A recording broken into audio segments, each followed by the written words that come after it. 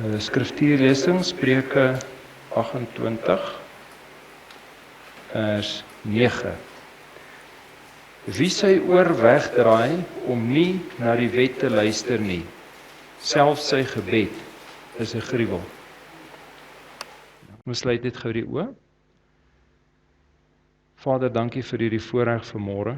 Here, dis 'n voorreg by uitnemendheid om in u teenwoordigheid te mag by mekaar kom. Here, ek bid dat u met u teenwoordigheid sal seën vanmôre. U is vanmôre ons eregas hier. En soos wat u ook in die skrif sê, daar waar 2 of meer in u naam by mekaar is, daar is u ook teenwoordig. Ons sê dankie daarvoor in Jesus se naam. Amen.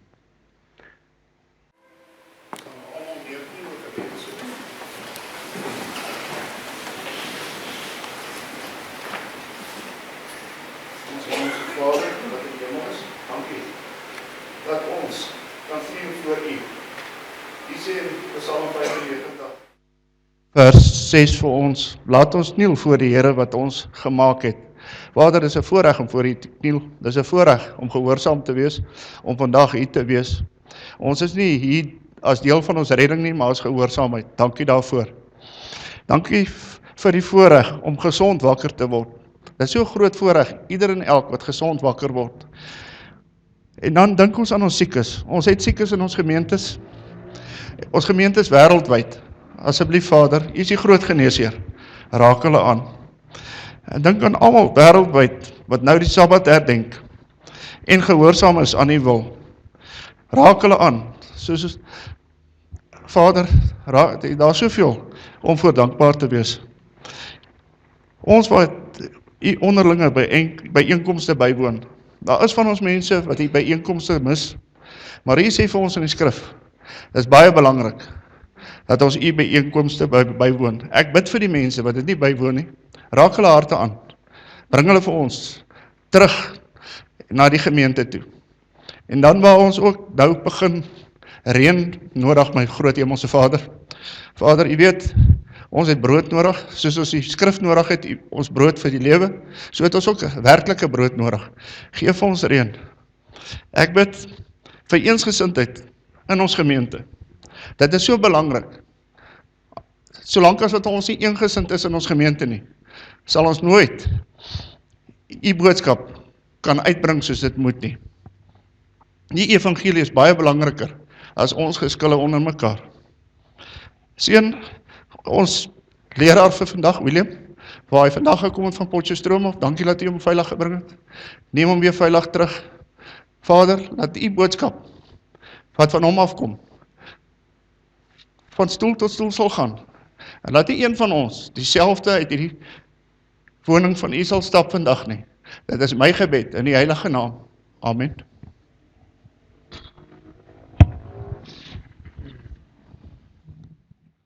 As kan die kinders hier vorentoe kom.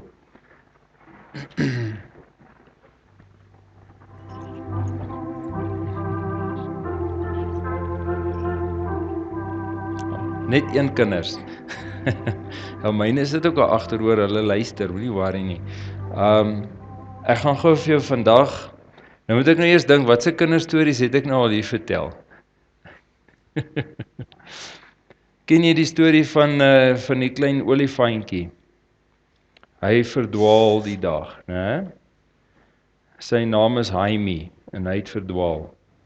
En hy kom by oom Vlakvark. En hy sê asseblief oom, help my tog, ek het verdwaal, ek weet nie waar my ma is nie, weet. En hy sê, het jou ma so 'n lelike verrimpelde ou vel? Ja oom, sê hy. Hy sê en sulke lelike geel tande? Ja oom, sê hy, weet.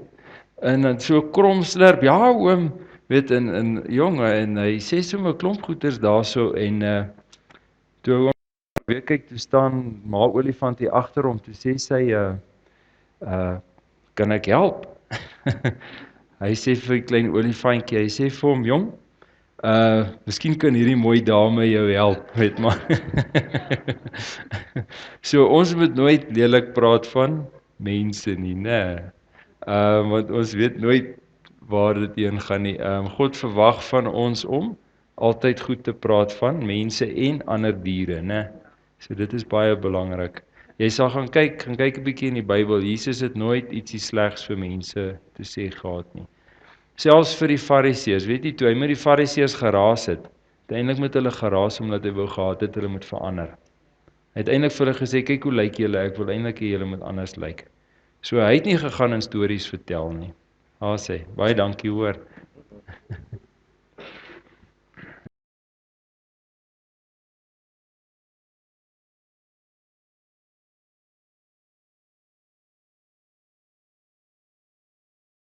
Daar sê, kom ons maak ons oë toe en dan vra ek net gou die Here se seën hierso. Vader, dankie dat U getrou is, Here, dat U altyd die kos voorsit. Ek bid nou dat U hierdie boodskap sal seën, Here. Dis nie my boodskap nie, dis U boodskap. En ek bid dat U elke hoorder sal seën en dat U die volle begrip van hierdie boodskap sal oordra tot seën van almal hier. Ons vra dit in Jesus se naam. Amen. Goed. Vandag se preek gaan eintlik oor 'n onderwerp waaroor Christene en veral Adventiste wat die goed bietjie verstaan, nie baie graag praat nie. Julle sal sien soos wat ons gaan. Die titel van die preek is 'n tyd van redding en ek kan sommer met die intrapslag sê dat die Adventiste boodskap is nie 'n baie gewilde boodskap nie. Dis 'n bietjie ongerieflik. Dit ontstig die mense so bietjie. Ons is nou al reeds vir 'n maand lank besig met 'n uitreik in Potchefstroom. En dan sit jy daar met 'n saal met 100 mense voor jou, nuwe mense, en dan doen jy ietsie soos die Sabbat en die mense verstaan dit. En hulle kom amper in 'n paniek na die predikant toe na die tyd en die volgende dag is dan net 50. Ek het 'n aanhaling gehoor van leraar Rex wat my nogal bygebly het. Hy sê hy doen 'n uitreik, ek dink dit was in Middelburg iewers gewees en dan kom 'n ou na die tyd na hom toe en hy sê vir hom, ek moes nooit gekom het nie. Ek weet ek moes nooit gekom het nie, want sien nou verstaan hy die werk en nou moet hy iets daaromtrent doen. Hy het nou nie 'n keuse nie, hy moet nou gehoorsaam word. Hierdie boodskap beloof nie 'n maklike pad nie. Hierdie boodskap is nie een wat vir jou maanskyn en rose beloof nie. Trouwens, hierdie boodskap beloof juis vir jou 'n moeilike pad. Maar ons moet verstaan ook dat 'n pertinente deel van hierdie boodskap sy begrip het in tyd en 'n fokus het op die toekoms. Ons het nou gepraat oor teenswoordige waarheid en die boodskap wat deur hierdie kerk uitgedra word vandag het te maak met teenswoordige waarheid. Dit gee vir jou 'n toekomsblik, gee vir jou so 'n bietjie 'n ongemaklike toekomsblik, maar dit gee ook vir jou 'n wonderlike toekomsblik. Nou, die belangrikheid van wat huidiglik binne in protestantisme in die gebeur is, moet ons glad nie onderskat nie. Ek glo julle is bewus van die verwikkelinge wat besig is om plaas te vind, onder leiding van, ek dink ek moet sê, die afgestorwe Tony Palmer, waar die pausdom 'n hand uitgestrek het na protestantisme en waar omtrent die hele charismatiese beweging ingesluk is deur Rome. Julle is bewus hiervan. Hierdie inlywing is besig om 'n hele nuwe tydvak binne in hierdie konteks van die groot stryd in te lei. Niemand het verwag dat nommer 1 dit so skielik gaan gebeur nie en nommer 2 dit so maklik gaan gebeur nie, soos wat dit wel gebeur het nie. En as ons kyk in Openbaring 14 van vers 6 tot 10, dan word daar 3 finale boodskappe waarmee julle baie goed vertroud is, uitgelig, wat in die wêreld gebring word en wat belangrik is, hierdie boodskappe volg op mekaar in 'n vinnige suksesie. En ons gaan vandag bietjie na hierdie boodskappe kyk, bietjie miskien uit 'n ander hoek uit as gewoonlik. Hierdie boodskappe loop saam met die aanbreek van die tyd van die einde. Nou die eerste boodskap lees so: Vrees God en gee hom heerlikheid, want die uur van sy oordeel het gekom. Nou daai sinnetjie, die uur van sy oordeel het gekom, dui vir ons dan met ander woorde ook die tyd aan wanneer die boodskap uitgaan. Hierdie boodskap kan net uitgaan met die begin van die ondersoekende oordeel in 1844 of dan nou terwyl die einde van die 2300 aandes en môres profesie. Ten tye van die uitgaan van hierdie boodskap het die dier nog sy dodelike wond wat hy in 1798 ontvang het toe die paus deur Berthier gearresteer is. So Daniël het geskryf van die dier wat 'n dodelike wond ontvang. Onthou, sit dit in jou agterkop, ten tye van die uitgang van die eerste engel se boodskap het die dier nog sy dodelike wond. Die tweede boodskap, en is belangrik om hier te let dat dit 'n tweede boodskapper is wat die tweede boodskap bring. Die term hier word gebruik engel, dit vertaal net met angelos. Dit beteken boodskapper, daar gaan nie 'n fisiese engel in die hemel vlieg en hierdie boodskap bring nie, maar dis boodskappe wat op die aarde gaan uitgaan. En 'n ander engel het gevolg. Nou hier kom die progressie nou in. Hier volg 'n boodskap. En die boodskappers volg. En gesê, geval het Babylon, die groot stad, omdat sy al die nasies laat drink het van die wyn, van die grimmigheid, van haar hoerery. Wyn is doktrine, hoerery, afvalligheid. Let op dat dit 'n ander boodskapper is, 'n tweede boodskap wat gebring word. En hierdie boodskap van die tweede engel kom in 'n tyd dat al die nasies die wyndoktrine van die afvalligheid hoerery van Babylon gedrink het. Met ander woorde, dit wat nou gebeur op 'n wêreldplatform. Die dier se dodelike wond begin herstel vanaf 1926 af, toe Mussolini die Vatikaan stad aan die Romeinse sisteem teruggee. Hou dit in gedagte, die strydbuil tussen die Italiaanse regering en die Vatikaan word begrawe in hierdie tyd. Dis al 'n hele rukkie na die uitgaan van die eerste Engelse boodskap. En ons moet ook onthou, vir die dier om te kwalifiseer as 'n dier, moet hy 'n godsdienstig politiese sisteem hê. So hy moet politieke mag terugkry. En met die terugontvang van die Vatikaan, onthou die Vatikaan is 'n land in homself. Dis nie net 'n stad nie, dis 'n landjie, 'n staatkundige mag wat terugbesorg is. En die belangrike ding ook om te besef is dat dit merk die begin van die herstelproses van die dier. Hy is nog steeds besig om te herstel. In ander woorde, daai wond herstel nie net woeps nie, hy vat 'n tydjie om toe te groei. So hou dit ook in jou agterkop.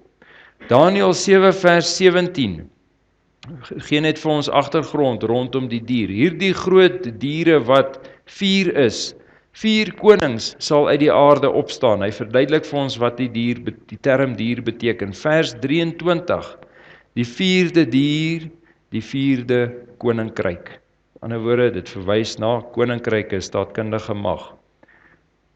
En dan breek die 3de engel se boodskap aan.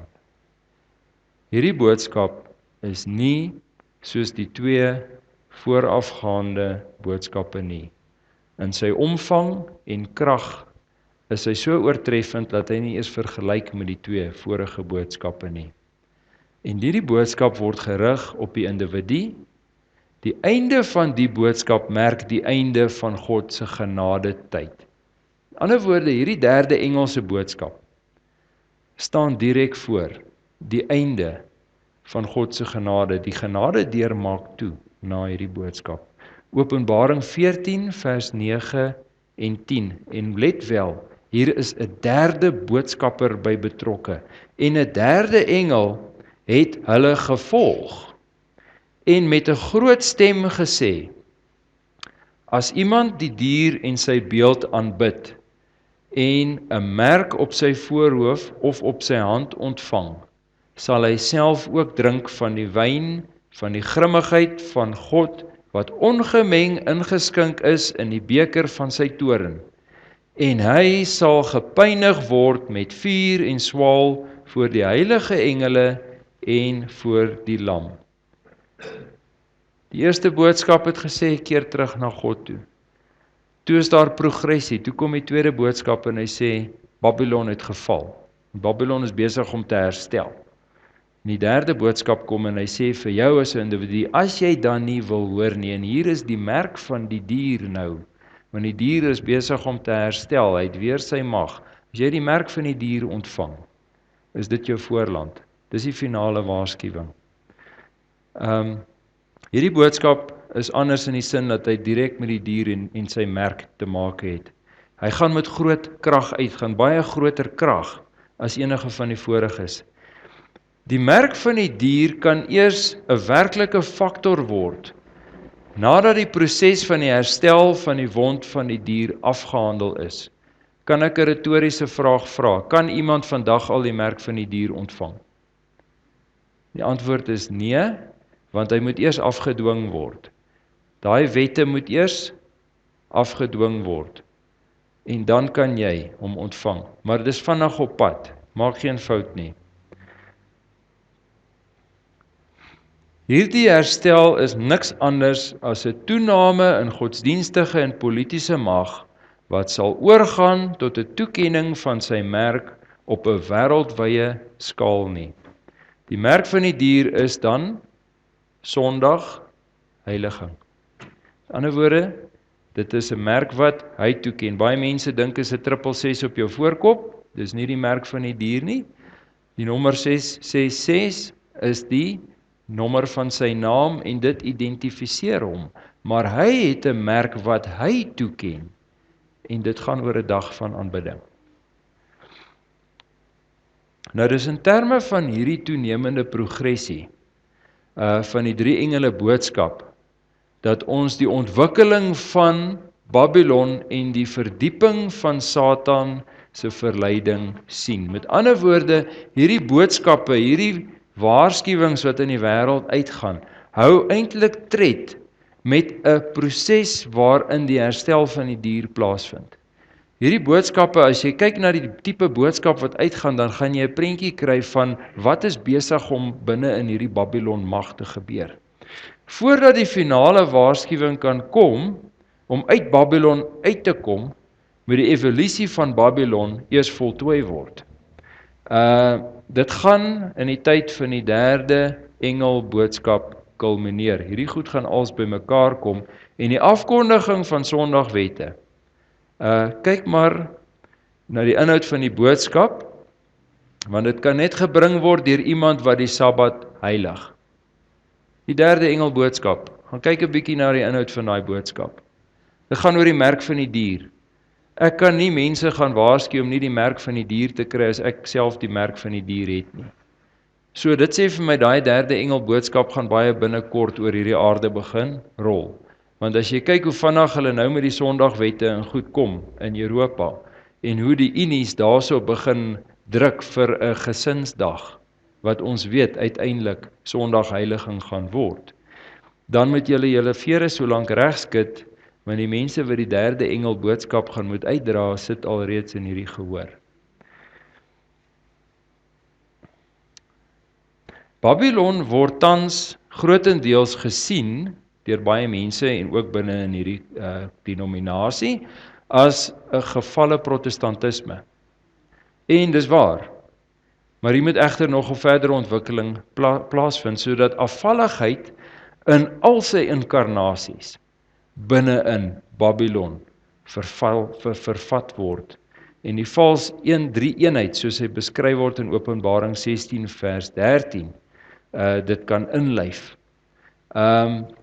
Die ekumeniese beweging is huidiglik besig om al die wêreldse godsdienste, dit sluit in Mohammedanisme, Boeddhisme, Hindoeïsme, Bahaïsme, Shintoïsme, Confucianisme, gevalle protestantisme, te verenig met Rome.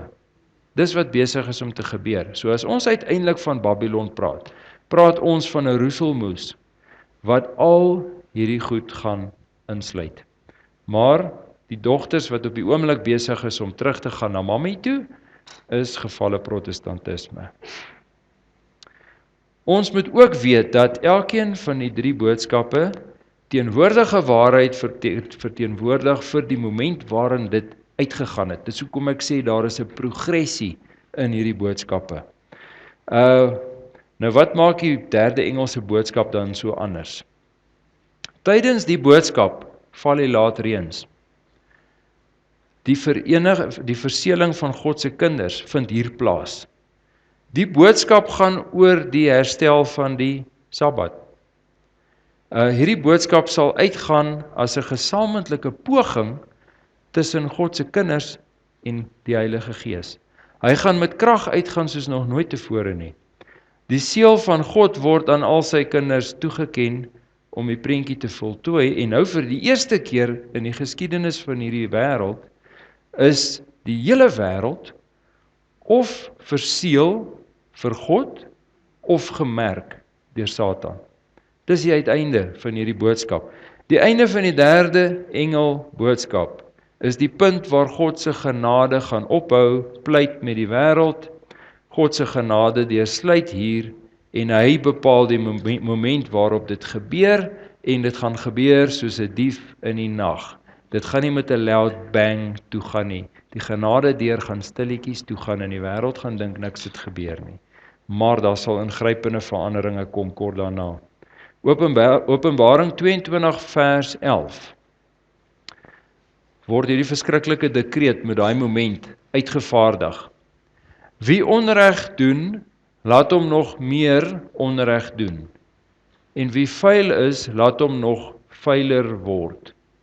Met ander woorde, soos wat jy is, gaan jy meer van word. Dis wat hy sê. En laat die regverdige nog regverdiger word, en laat die heilige nog heiliger word. So, jy gaan so 'n bietjie in die oortreffende trap verander in dit wat jy is. Nou breek daar 'n tyd aan waaroor mense nie graag praat nie. Hulle preek ook nie graag daaroor nie. Dis amper asof mense sê asseblief moenie oor hierdie tyd praat nie. Maar die gawe van profesie verduidelik die volgende. En ek praat hier van die groot benoudheid wat oor hierdie aarde gaan kom. Hoeveel mense het julle al oor preek oor dit? Min. Mense praat nie graag oor dit nie, want hulle is bietjie bang vir dit, né? Ek haal dit vir julle aan in die Engels uit die gawe van profesie uit. It is often the case that trouble is greater in anticipation than in reality. Met ander woorde, moeilikheid is vir jou baie keer erger in sy verwagting as wat dit regtig is. Jy is banger vir die tandarts voor jy na hom toe gaan as wanneer jy klaar by hom was. Dan sien jy, ag, dit was nie so erg gewees nie, né? Maar kyk wat skryf sy hierso. But this is not true of the crisis before us. The most vivid presentation cannot reach the magnitude of the ordeal. Met ander woorde, dit gaan 'n rowwe tyd wees. Die wildste voorstellings hiervan kan nie vir jou regtig sê hoe erg dit gaan wees nie. Jy weet nie regtig hoe erg hierdie rollercoaster gaan wees voor jy op hom geklim het nie. 'n Tyd van groot benoudheid vir God se kinders en ongekende geweld in die samelewing vir die wêreld lê om die draai, sodra hierdie 3de engelboodskap uitgegaan het. Jeremia 30 vers 5 tot 7 som dit as volg op. Want so sê die Here, ons het 'n stem van verskrikking gehoor. Daar is vrees en geen vrede nie. Vra tog en kyk of 'n manspersoon baar. Waarom sien ek elke man met sy hande op sy heupe soos een wat baar? En is alle aangesigte in bleekheid verander? Wee, want die dag is groot sonder weerga. En dit is 'n tyd van benoudheid vir Jakob, maar hy sal daaruit verlos word. Sien, elke donker wolk het tog 'n silwer randjie. Nou, hoe verstaan ons hierdie verskriklike tyd wat binnekort die koninkryk sal wat binnekort die koninkryk sal ontvang, sal moet deurgaan? Nou, vanuit 'n menslike oogpunt kyk ons daarna En dit word beskryf as die benoudheid van Jakob. Kom ons kyk gou 'n bietjie daarna. Genesis 32 vers 24 tot 30. En Jakob het alleen agtergebly. Hoeveel mense was by Jakob gewees? Niemand nie. Hy moes homself alleen face. Nee. En dit gaan so wees in hierdie tyd ook, jy gaan met jou eie lewe voor God staan. En onthou, Jakob het gevrees vir Esau, hy het gevrees vir sy lewe. En 'n man het met hom geworstel tot dagbreek. En toe hy sien dat hy hom nie kon oorwin nie, slaan hy hom op die heupbeen, sodat die heupbeen van Jakob uit lid geraak het en die worsteling met hom, in die worsteling met hom, hoofletter hom. Toe sê hy, laat my gaan. Dis nou hoofletter hy. Dan word hy met God geworstel, nee, laat my gaan. Want die dag het gebreek. Kyk wat antwoord Jakob. Maar hy antwoord, ek sal u nie laat gaan nie tensy dat u my seën. Ander woorde, hy bly vasklou. Ek gaan 'n Engelse woord hier invoeg. He was tenacious. Hy het nie opgegee nie. Let op dat Jakob vrees vir sy lewe en dat hy vervolging verwag. En hier is die interessante, van wie verwag Jakob vervolging? Ons sien die Bybel 'n tipes en antitipes. Hierdie is 'n tipe van hierdie tyd. Van wie gaan Jakob vervolg? Sy eie broer. Was dit nog altyd die kerk wat die kerk vervolg het? Gaan die dogters na mammy toe gaan en sê, luister, bring sy kop vir my? Wat het met Herodes se dogter gebeur? Was dit Herodes wat gesê het, kap Johannes die Doper se kop af? Of was dit die dogter wat dit gesê het? Weer 'n tipologie. Sy eie broer wil hom leed aandoen. Aan die einde gaan die kerk komplotte smee om die ware kerk te vernietig. Maak jou maar reg daarvoor. Jakob besef sy verlede is verkeerd. Wat beteken die naam Jakob? Bedrieër. Ja.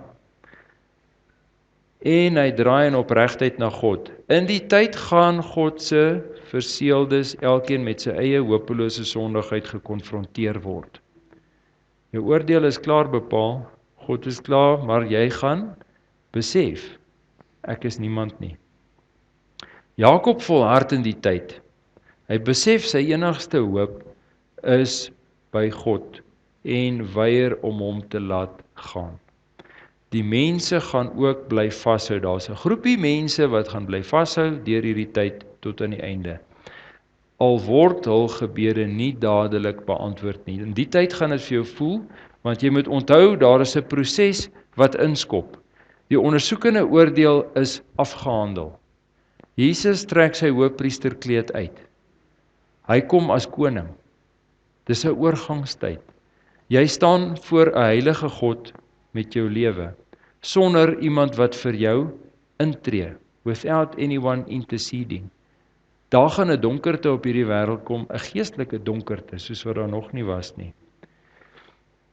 Nou ek gaan dit probeer opsom met 'n storie uit my eie lewe uit. En uit my jong lewe uitsom dalk die karakter van hierdie benoudheid vanuit 'n menslike oogpunt die beste op. Ek was saam met 'n toergroep in 'n grot gewees en soos dit nou maar gaan in grotte, drup daar heeltyd mos water uit die dak uit. Weet nie of julle al in grotte was nie, daar's heeltyd water wat drup. En druppel val op een van die kragbokse en hy skop al die ligte uit.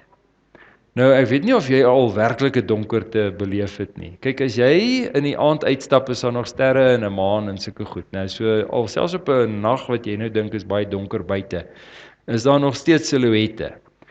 Nou binne in daai grot, beleef ek 'n donkerte, wat ek nog nie, jy kan nie jou hand voor jou gesig sien nie, dis inkswart. En gelukkig, daar kom 'n liggie aan. Die gids het 'n flitsie by hom, dankie tog daarvoor, En nou gee hy vir ons die bemoedigende woorde, bly hier agter, ek moet terugstap om die krag aan te skakel. Daar gaan die flitsie. Nou sit ons alleen daar in die donker, en ek besef, jy kan nie loop hier nie, jy weet nie eens waar vorentoe of agtertoe is nie. As daai ou nie terugkom nie, bly ons vir altyd hier binne. Want ons weet nie watter kant toe is die grot se opening nie. Ek het nie 'n keuse nie, ek moet my vertroue in iemand stel wat nou iewers daar ver is, en hy's om die draai en ek moet maar wag dat hy terugkom. En dis hoe hierdie tyd gaan wees. Jy gaan moet vashou aan die Here, jy gaan moet vertrou dat hy die beste vir jou wil hê, al gaan dit vir jou voel alles om jou vergaan nou. Dis Jakob se benoudheid. Nou, baie mense beskou, en ek dink dis hoekom mense nie graag hieroor praat nie, hulle beskou hierdie tyd as 'n onnodige straf. Maar is nie regtig aan God se wil om te straf nie, veral nie sy kinders nie. Maar ons moet probeer om dit ook vanuit God se perspektief te sien, en ek gaan probeer om so 'n bietjie lig te gee op hierdie tyd van groot benoudheid. Nou as ons kyk in die groot stryd, word daar 'n paar interessante aanhalings gemaak rondom hierdie tyd van groot benoudheid. En ek gaan hulle vir julle aanhaal, ek gaan hulle in die Engels aanhaal. He, Satan, sees that holy angels are guiding them. Dis die uitverkorenes. And he infers that their sins have been pardoned, but he does not know that their cases have been decided in the sanctuary above. So hy neem aan hierdie ouens moet vergewe wees, want daar's engele wat hulle bewaak, maar hy besef nie dat hulle ewigheid reeds vasgemaak is nie. Okay, dis wat hy weet. Dan is daar 'n volgende aanhaling. He, Satan, has an accurate knowledge of the sins which he has tempted them to commit. So hy weet, hierdie ouetjies, ek het vir Kosie laat roomys steel en ek het vir Jannie laat veld aan die brand steek, weet, en so hy weet wat die ouens gedoen het. And presents these before God in the most exaggerated light, representing this people to be just as deserving as himself of exclusion from the favor of God. So wat doen hy? Hy weet wat hierdie ouens gedoen het. Hy sien hulle is vergewe. Hy weet nie dat hulle saak vasgemaak is by die Here nie, en nou kom hy en hy oordryf die goed wat hulle gedoen het, en hy sê vir die Here, maar kyk hoe sleg is hierdie mense. Hoe kan u hulle red en vir my verdoem? Hoe kan u dit doen? Dis waarmee hy besig is. Hy is besig om op God se gevoelens te speel. He declares that the Lord cannot in justice forgive their sins, yet destroy him and his angels. Wat was die eerste sonde? Het hy God aangekla in die hemel? Dat God onregverdig is? Het hy verander hierso? Is hy weer besig om God aan te kla, dat God onregverdig is? Sien, ek wil julle so 'n bietjie 'n kykie agter die gordyn gee, wat gaan in die tyd van groot benoudheid gebeur? Want alles speel om binne die konteks van 'n groot universele stryd af. Weet, ons sien net ons slice van die koekie, ons sien nie die hele koek nie. As Satan accuses the people of God on account of their sins, the Lord permits him to try them to the uttermost. Their confidence in God, their faith and firmness will be severely tested. So wat doen God? God het 'n wil wat toelaat, maar God het 'n ultimate will, en dit is dat almal gered moet word. Maar hy laat sekere goed toe. En hy sê vir hom is reg, gaan try hulle. Dis wat hy doen. Nou het 'n soortgelyke ding al gebeur. Kom ons kyk bietjie na Job. Ek gaan vir julle 'n stukkie lees uit Job uit. Job 1 vers 6 tot 12. Dis 'n lang stukkie. En op 'n dag, toe die seuns van God kom om hulle voor die Here te stel, het die Satan ook onder hulle gekom. Hoekom was hy ook onder hulle gewees? Wie moes eintlik daar gewees het? Adam. Maar hy het Adam se plek gesteel, né? Toe kom hy as verteenwoordiger vir die aarde daarso, né? Toe vra die Here vir die Satan, waar kom jy vandaan? En die Satan antwoord die Here en sê, van 'n swerftog oor die aarde, wat ek deur kruis het. Wat het God vir die slang gesê in die tuin van Eden? Jy sal op jou maag seil en jy sal stof eet. Is daar enige regte slange vandag wat stof eet? Alle slange is roofdiere. Almal. Wat het hy, dis metaforiese spraak, hy het vir die Satan gesê, jy gaan op die aarde rondbeweeg en jy gaan mense eet. Want stof is jy en tot stof gaan jy terugkeer. En dis presies hier wat hy doen. Van 'n swerftog oor die aarde wat ek deurkruis het, en die Here vra vir die Satan, het jy ag gegee op my knegt Job? Want daar is niemand op die aarde soos hy nie, 'n man vroom en opreg, Godvreesend en wat afwyk van die kwaad. En die Satan antwoord God en sê, is dit verniet dat Job God vrees? Het u nie self hom en sy huis en alles wat hy het aan alle kante rondom beskut nie? Maar strek net u hand uit en tas alles aan wat hy het. Waarlik, hy sal u in u aangesig seën. He will curse you.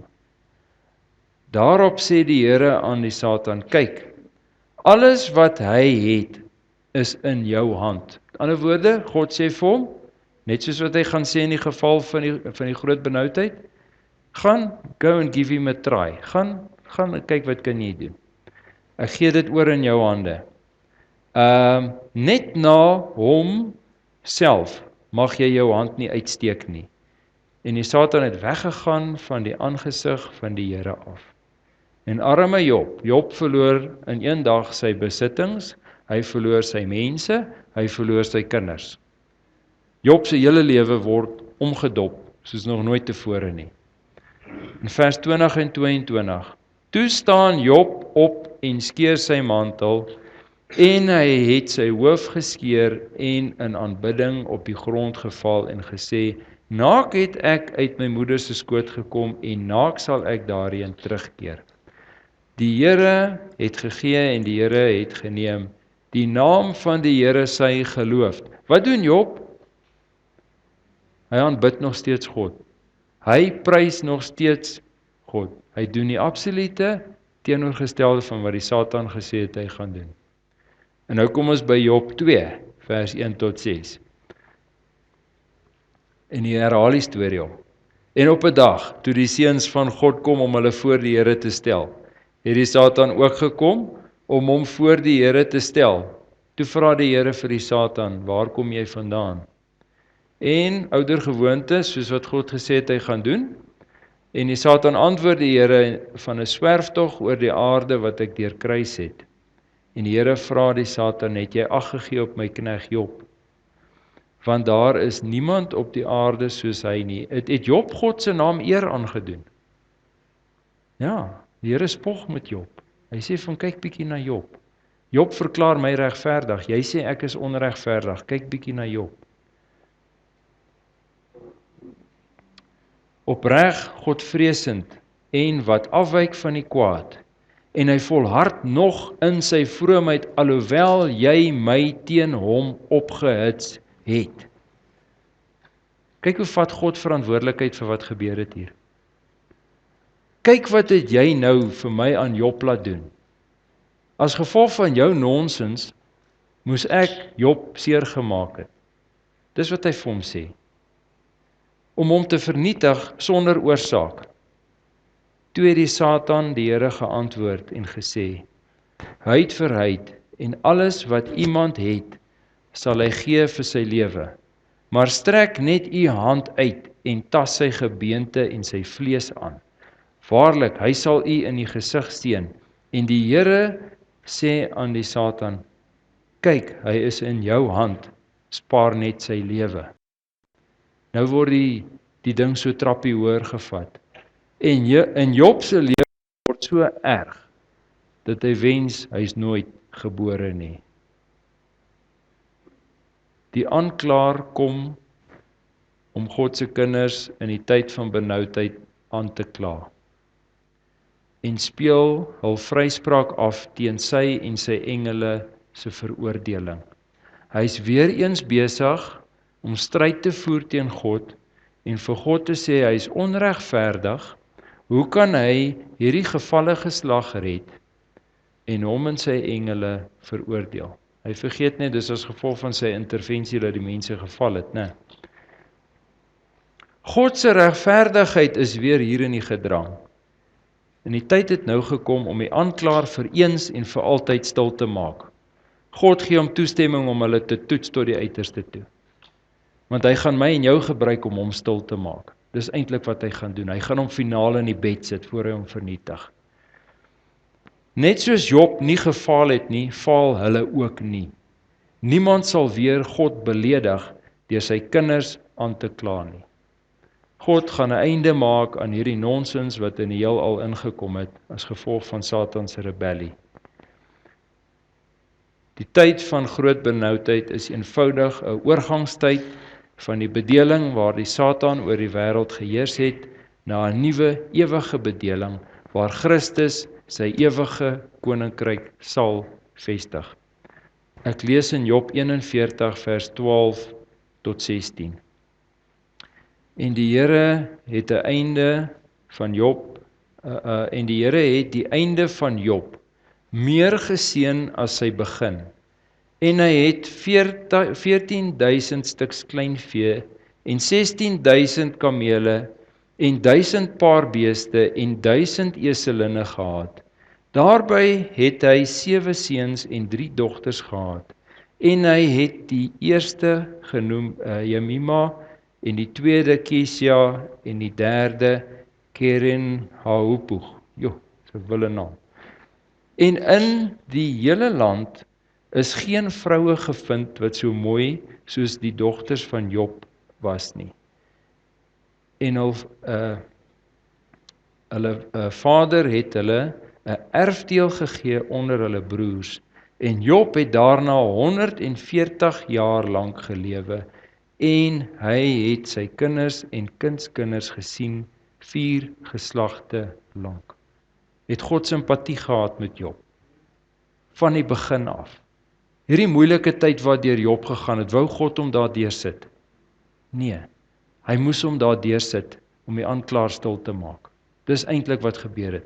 En agterna kom die Here, net soos iemand wat per ongeluk sy kind se toon getrap het, en hy gee vir hom 'n suigstokkie en hy sê vir hom, jou pappa is vreeslik jammer, hoor. Dis eintlik wat hy doen, want hy is 'n vader wat omgee.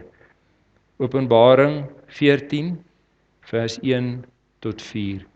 En ek het gesien en kyk, die lam staan op die berg Sion en saam met hom die 144.000 met sy naam en die naam van sy Vader op hulle voorhoofde geskrywe. En ek het 'n geluid uit die hemel gehoor soos die geluid van baie waters en soos die geluid van 'n harde donderslag. En ek het die geluid gehoor van siterspelers wat speel op hulle siters. En hulle het 'n nuwe lied gesing voor die troon en voor die 4 lewende wesens en die ouderlinge. En niemand kon die lied leer nie. Dis die mense wat lewendig deur hierdie ding gekom het, behalwe die 144.000 wat van die aarde vrygekoop is. En so terloops, dis 'n simboliese getal, is nie 'n letterlike getal nie. Dit is hulle wat hulle self met vroue nie besoedel het nie. In profetiese taal, wat is 'n vrou? 'n Kerk. Hulle het hulle met vals kerke nie besoedel nie. En want hulle is maagdelik rein. Dit is hulle wat die lam volg waar hy ook heen gaan. Dit is hulle wat gekoop is uit die mense as eerstelinge vir God en die lam. Gaan jy die Vader verheerlik, soos Jesus hom verheerlik het, deur jou voor te berei op die tyd wat kom? Gaan jy in Christus staan deur hierdie tyd? Kyk wat sê Jesus hierso, toe sy tyd van beproewing voorlê. Nou is my, Jesus, my siel diep ontsteld. Ek lees dit vir julle voor uit die skrif uit. En wat sal ek sê? Vader, red my uit hierdie uur, maar hierom het ek in hierdie uur gekom. Vader, verheerlik u naam. Daar het toe 'n stem uit die hemel gekom. Ek het dit verheerlik en ek sal dit weer verheerlik. Met ander woorde, my en jou lewens hierso gaan oor God se verheerliking. Elke een van ons wat 'n keuse maak om Jesus te volg, slaan 'n spykertjie in die duiwel se doodskus. Want hy het die Here aangekla van onregverdigheid, laat hy nie regverdig heers nie. En nou kom hier mense, kom hier wesens wat hom uit vrye wil uit volg. Verklaar dit God regverdig? Ja, dit verklaar hom regverdig. Met ander woorde, deur gehoorsaamheid te leer, is jy besig om God 'n eer aan te doen. Jy's besig om sy naam te verheerlik, net soos wat Jesus hier gedoen het. Jesus sit hier in groot benoudheid, hy weet wat voor hom lê, en hy sê, wat sal ek in hierdie uur sê? Ek sê, verheerlik u naam. En die Vader sê, net soos wat die Seun die Vader verheerlik het, kan ons die Seun verheerlik. En die Vader sê, ek het my naam verheerlik, en ek sal dit weer doen. Maar hy doen dit in sy Seun se gehoorsaamheid. Dis wat hy doen. En daarmee wil ek afsluit. Kom ons sluit ons oë. Vader, dis 'n voorreg om u te kan dien. Here, dis selfs 'n voorreg om vir u te kan swaar kry. Want uiteindelik gaan dit alles oor u heilige naam. Here, dit gaan oor die herstel en die opbou van u naam. Dit gaan oor 'n demonstrasie voor hierdie ganse heelal, dat u regverdig is, dat u waaragtig is, en dat u ewig is. Here, en ek bid dat u hierdie kinders van u elkeen sal help. Here, dat ons lewens so sal leef, dat ons vir die bose magte in die lig, maar ook vir die heilige engele en ook vir die ander wêrelde 'n demonstrasie sal wees van u regverdigheid, en dat u spoedig kan terugkom, sodat ons vir ewig by u kan wees. Ons vra dit in Jesus se naam. Amen. Vader, ek bid nou dat u sal gaan met elke persoon wat hier was, ook die wat nie hier is nie. Seën hulle op die res van hierdie Sabbat. Ek bid vir tye van verkwikking vir elkeen in u teenwoordigheid. Ons vra dit in Jesus se naam. Amen.